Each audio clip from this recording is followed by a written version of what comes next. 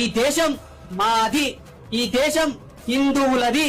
గర్వంగా చెప్పాలి, ఈ దేశం ఎవరిది? హిందువులం, భారత మాత బిడ్డలం. అవునా కాదా? చాలా మంది అంటుంటారు, చూడండి ఇది లౌకిక దేశం, ఇది లౌకిక దేశం, లౌకిక దేశం.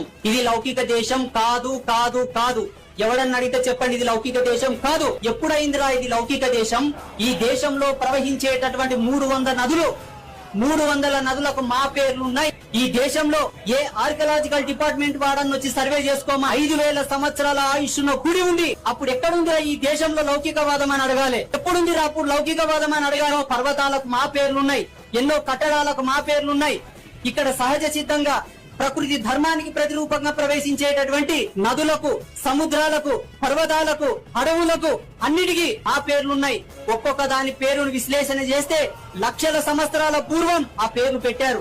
భగీరథుడు ఎప్పుడు తపస్సు చేశాడు, గంగను ఎప్పుడు తెచ్చాడు, అప్పుడు ఎక్కడున్నాయి?